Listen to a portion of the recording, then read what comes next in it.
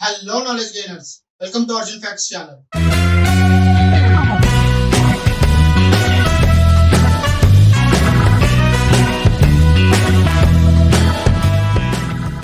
ఇతనే అశ్వత్థామ. ద్వాపర యుగంలో 12 అడుగుల పొడవున్న యోధుడు. ఎంత బలవంతుడంటే ఒక్క కాలితో వేగంగా వస్తున్న బండిని ఆపగలడు. ఒక్కసారి ఎగిరి బలమైన రాళ్ళని పగలగొట్టగలడు. ఇదే కాకుండా అశ్వత్థామ ఎంత బలమైన యోధుడంటే ప్రపంచం మొత్తాన్ని తన ఆయుధంతోనే నాశనం చేయగలడు. ఇంకొక ఆశ్చర్యపరిచే విషయం ఏంటంటే అశ్వత్థామ ఒక్కలే చిరంజీవుల్లో బలమైన వారు కాదు. ఇలాంటి చిరంజీవులు ఇంకా 7 ఉన్నారు. కొన్ని కోట్ల సంవత్సరాల నుంచి భూమి మీద ఉన్నారు. అయితే ఇలాంటి మనుషులు నిజంగానే ఉన్నారా? ఇంకా అశ్వత్థామకి ఇంత ఎక్కువ శక్తులు ఎలా వచ్చాయి అనేది ఈ రోజు వీడియోలో తెలుసుకుందాం. వీడియో స్టార్ట్ చేసే ముందు ఈ వీడియో కనుక మీకు నచ్చినట్టయితే లైక్ చేసి షేర్ చేయండి. అలాగే మీ ఒపీనియన్ కామెంట్ రూపంలో తెలపండి. మన ఛానల్ కి ఎవరైనా కొత్తగా వచ్చినట్టయితే మరిన్ని ఇంట్రెస్టింగ్ వీడియోస్ కోసం ఛానల్ ని సబ్స్క్రైబ్ చేసుకొని బెల్ సింబల్ ని యాక్టివేట్ చేసుకోండి. క్రిటాసిస్ పీరియడ్ ప్రకారం అంటే 145 నుంచి 66 కోట్ల సంవత్సరాల ముందు భూమి మీద డైనోసార్లు నివసించేవి. వీటి అవశేషాలు ఇప్పటికీ మనకి ఎక్కడో ఒక చోట దొరుకుతూనే ఉన్నాయి. ఈ డైనోసార్లు పొడవు 120 అడుగుల ఎత్తు, అంటే ఇప్పుడున్న 12 అడుగుల బిల్డింగ్ తో సమానం. ఈ డైనోసార్లు కొన్ని శాంతంగా ఉండేవి ఉన్నాయి, కొన్ని కోపంగా ఉండేవి ఉన్నాయి. కాలం గడుస్తున్న కొద్దీ ఇవి అంతరించిపోతూ వచ్చాయి. ఈ రోజుకి డైనోసార్ కి సంబంధించిన కొన్ని యాన్సిస్టర్స్ మన మధ్యలోనే తిరుగుతూ ఉన్నాయి. ఉదాహరణకి కోడిలు, కొన్ని జాతి పక్షులు, వాటి ఎత్తు బలం వాళ్ళ పూర్వీకులైన డైనోసార్స్ లాగే ఉన్నాయి. ఒకానొక సమయంలో డైనోసార్లు మనుషుల జాతులు మొత్తాన్ని అంతం చేయగలరు. ఈ రోజు డైనోసార్ యాన్సిస్టర్స్ అయిన కోడిల్ని మనం ఫార్మ్స్ లో పెట్టి పెంచుతున్నాం, మన ఆకలిని తీర్చుకుంటున్నాం. ఇదే కాదు, 1911లో లవ్లాక్ నివేదా అనే ప్లేస్ లో ఒక పెద్ద గృహ బయటపడింది. ఆ గృహ లోపల సైంటిస్టులకి చాలా పెద్ద స్కెలిటన్స్ దొరికాయి. అవి కూడా 7 నుంచి 9 అడుగులు పొడవున్న స్కెలిటన్స్ దొరికాయి. ఇలాంటి పొడవైన స్కెలిటన్స్ ప్రపంచంలో వేరు ప్రదేశాల్లో వేరు సమయాల్లో దొరికాయి. ఈ స్కెలిటన్స్ ఏజ్ 3000 సంవత్సరాలు లేదా అంతకంటే ఎక్కువే ఉండొచ్చని అంచనా వేశారు. ఇంకా మనకి ఇది కూడా తెలుసుకోవాలి, మోడర్న్ టెక్నాలజీని యూజ్ చేసి మనుషుల కంటే ముందే చాలా గొప్ప సివిలైజేషన్స్ ఉండేవి. వాళ్ళ ఇంజనీరింగ్ టెక్నాలజీ ఎంత అడ్వాన్స్డ్ అంటే వాళ్ళు యూజ్ చేసిన ఇంజనీరింగ్ వస్తువులు ఈ రోజుకి మనకి ఎక్కడో చోట దొరుకుతూనే ఉన్నాయి. సింధు నది నాగరికత, ఈజిప్షియన్ నాగరికత, ఇలాంటి గొప్ప నాగరికతలు అంతమైనాక వాళ్ళకి సంబంధించిన నాలెడ్జ్ ప్రూఫ్స్ మనకి ఎక్కడా దొరకలేదు. ఈ మొత్తం స్టోరీలో నేను చెప్పాలనుకున్నది ఏంటంటే చాలా బలమైన మనుషులు, జంతువుల గురించి విన్నప్పుడు చాలా సార్లు ఆ కథల్లో కొన్ని నిజాలు ఉంటాయి. ఇంకా సైంటిఫికల్లీ మనందరికీ తెలుసు, కొన్ని కోట్ల సంవత్సరాల ముందు భూమి మీద చాలా ఎక్కువగా ఆక్సిజన్ ఉండేదని.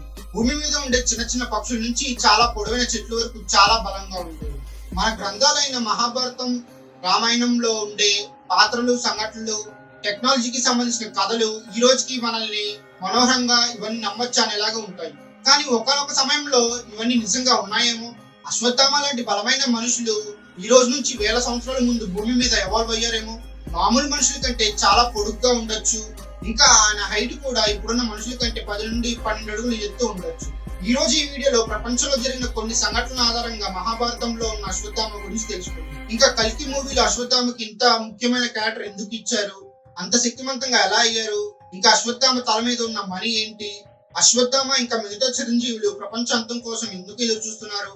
మహాభారత పురాణ ప్రకారం అశ్వత్థామ కొన్ని 1000 సంవత్సరాల ముందు నుంచి భూమి మీద జీవిస్తున్నారు. 7 ఇమోర్టల్స్ అంటే సప్త చిరంజీవుల్లో ఒకళ్ళు. చిరంజీవులు ఎవరంటే సాధారణమైన మనుషుల్లాగా వీళ్ళకి పుట్టుక చావు ఉండవు. ఈ కారణం వల్ల వాళ్ళు చాలా గొప్ప నాగరికతలు పుట్టుక మరియు అంతరించిపోవడం చూశారు. కానీ అశ్వత్థామ చిరంజీవి కావడం అనేది వరం కాదు, దేవుడిచ్చిన శాపం. అశ్వత్థామ దివ్యశక్తులు ఉన్న ద్రోణాచార్యుడు కుమారుడు. ద్రోణాచార్యుడు కొన్ని 1000 సంవత్సరాల ముందు ప్రాచీన భారతదేశంలో హస్తినాపూర్ అంటే ఈ రోజు ఉన్న ఉత్తరప్రదేశ్, అక్కడ ఉండే కౌరవులు, పాండవులకి ముఖ్య గురువు.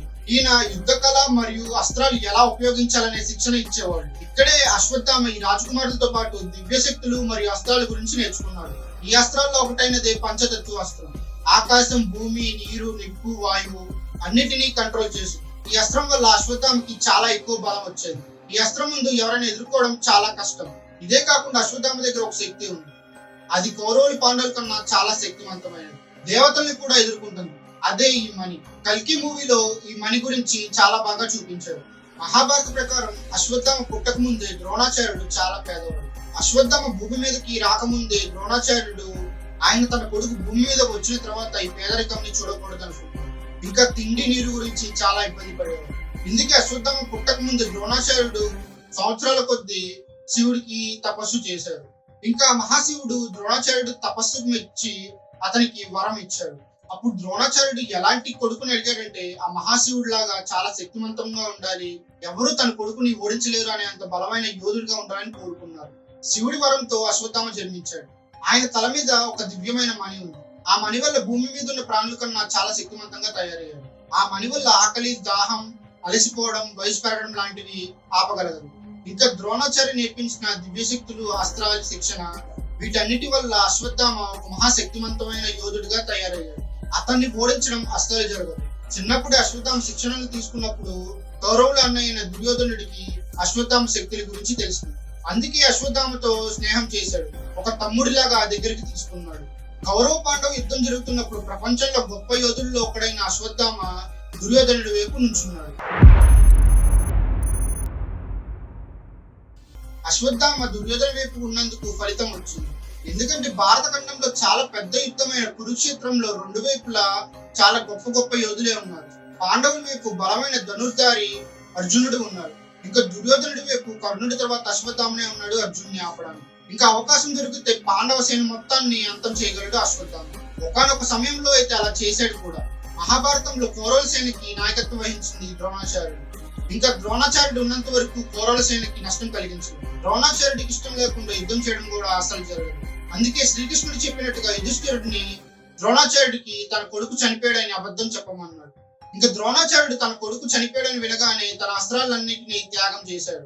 దీని తర్వాత ద్రోణాచార్యుడు పాండవుల చేతిలో చనిపోయాడు. అశ్వత్థామకి ఈ విషయం తెలిసినాక ఎంత కోపం వచ్చిందంటే నారాయణాస్త్రం, అగ్ని అస్త్రాన్ని ప్రయోగించాడు. ఈ అస్త్రాల వల్ల పాండవుల్లో చాలా వరకు నష్టం జరిగింది. కానీ శ్రీకృష్ణుడు పాండవులకి ఇంకా అర్జునుడికి ఏమీ అవ్వకుండా కాపాడాడు. ఇక్కడే అశ్వత్థామకి అర్థమైంది ఏంటంటే శ్రీకృష్ణుడు ఉన్నంత వరకు ఈ యుద్ధంలో గెలవలేడు. అందుకే అశ్వత్థామ దుర్యోధనుడితో మాట్లాడి కౌరవుల్ని శాంతింప చేయమని అడిగాడు. కానీ దుర్యోధనుడు అశ్వత్థామ మాట వినలేదు. యుద్ధం కొనసాగించాడు. యుద్ధం కొనసాగించడం వల్ల ఫలితం కూడా దక్కింది. కొంత సమయం తర్వాత దుర్యోధనుడు మొత్తం సైన్యం చనిపోయాడు. కేవలం మహాభారతంలో దుర్యోధనుడితో పాటు ముగ్గురు మాత్రమే బతికారు: కృపాచార్య, కృతివర్మ, ఇంకా అశ్వత్థామ. ఇదే సమయంలో దుర్యోధనుడు ఇంకా భీముడి మధ్య యుద్ధం జరిగింది. ఈ యుద్ధంలో దుర్యోధనుడు ఎంత గాయపడ్డాడంటే అతను ఇంకా ఆఖరి శ్వాస తీసుకుంటున్నాడు. అప్పుడే అశ్వత్థామ దగ్గర తన ఓటమి పగని విడవద్దు అని మాట తీసుకుంటాడు దుర్యోధనుడు. కానీ అశ్వత్థామ కూడా ఈ యుద్ధంలో మొత్తం ఓడిపోయాడు. కానీ అశ్వత్థామ యుద్ధ నియమాన్ని అతిక్రమించి రాత్రి సమయంలో పాండవులు ఉన్న శిబిరం మీద దాడి చేయాలనుకుంటాడు. ఇదే అశ్వత్థామ చేసిన పెద్ద తప్పు. ఎందుకంటే అశ్వత్థామ ఏ రోజైతే పాండవుల శిబిరం మీద దాడి చేయాలనుకుంటారో ఆ రోజు పాండవులు వాళ్ళ శిబిరంలో లేరు, కానీ వాళ్ళ పిల్లలు ఉన్నారు. ఇంకా అశ్వత్థామ తనకు వచ్చిన కోపంతో ఎవరిని వదలలేదు, అందరినీ పడుకున్నప్పుడే చంపేశాడు. అశ్వత్థామ అన్ని రోజులు జరిగిన యుద్ధంలో చాలా గాయపడ్డాడు. అందుకే పాండవ శిబిరంకి వెళ్లే ముందు మహాశివుడిని ప్రార్థించాడు. ఎప్పుడైతే శిబిరం లోపలికి వెళ్ళాడో ఆ సమయంలో అశ్వత్థామకి ఎలాంటి శక్తులు ఉన్నాయంటే ఎవరు వచ్చిన అశ్వత్థామని ఎదుర్కోలేరు. అశ్వత్థామ మహాశివుడు ఇచ్చిన కత్తితో శిబిరంలో ఉన్న అందరినీ ఒకరి తర్వాత ఒకరిని చంపేశారు. వాళ్ళలో పాండవుల పిల్లలు ఇంకా పాండవుల సైన్యాధిపతి దృష్టద్యుమ్నుడు ఉన్నాడు. వాళ్ళు నిద్రపోతున్నప్పుడు అశ్వత్థామ దాడి చేశాడు. అప్పుడు దృష్టద్యుమ్నుడు అశ్వత్థామని తన కత్తితో తానే పొడుచుకొని చనిపోతానని, చనిపోయే ముందు వీరుడుగా చావాలని తన కోరికని చెప్పాడు. కానీ అశ్వత్థామ వినలేదు. ఇలా అశ్వత్థామ చేసిన పనిని మొత్తం కౌరవుల సేన కూడా చేయలేకపోయింది. అశ్వత్థామ పాండవుల పిల్లల వల్ల వచ్చే వారి వంశాన్ని మొత్తాన్ని నాశనం చేశాడు. కానీ అర్జునుడు కొడుకైన అభిమన్యుడికి పుట్టబోయే బిడ్డ అభిమన్యుడి భార్య అయిన ఉత్తర గర్భంలోనే ఉన్నది. ఈ బిడ్డ వల్లే అశ్వత్థామ చాలా పెద్ద తప్పు చేశాడు. ఇంకా అతనికి వచ్చిన శాపం కారణం కూడా ఈ బిడ్డ వల్లే. అశ్వత్థామ చేసిన ఈ పాపం తర్వాత శ్రీకృష్ణుడికి పాండవులకి విషయం తెలిసినప్పుడు అశ్వత్థామని చంపడానికి యుధిష్ఠిరుడు, అర్జునుడు ఇంకా మిగతా పాండవులు అశ్వత్థామని వెతకడం మొదలు పెట్టారు.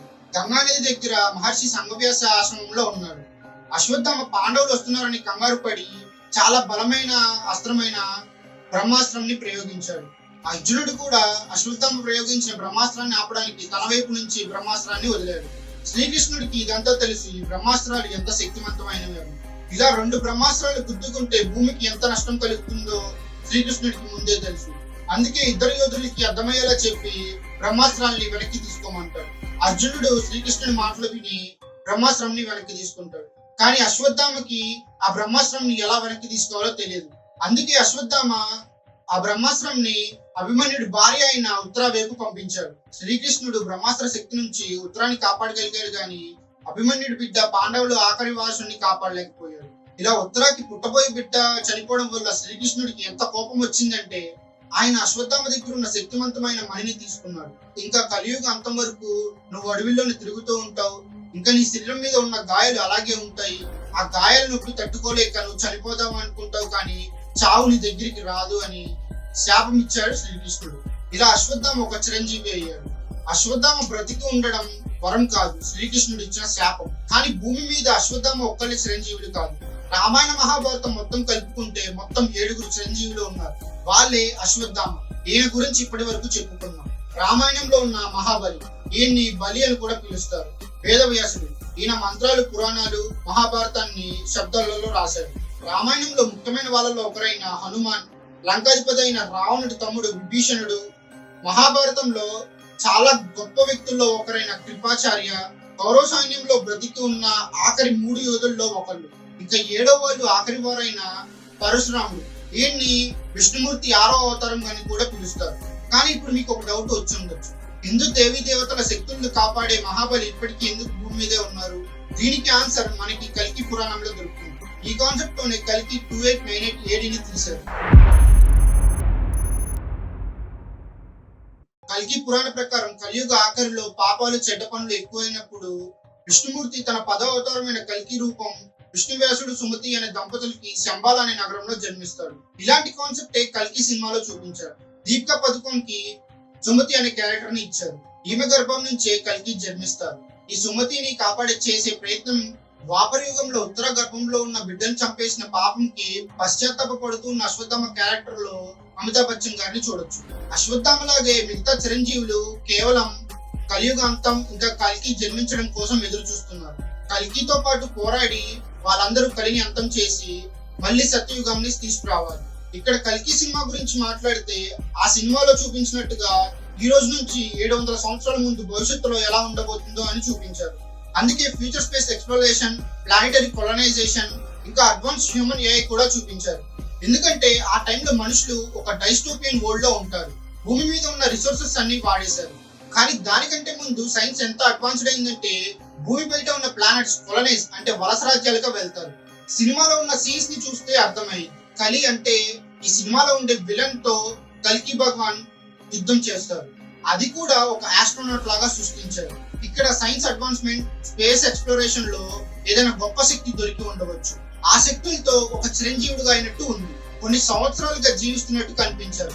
అందువల్ల భగవంతుడు ఉన్నాడనేది అంతమైపోయింది.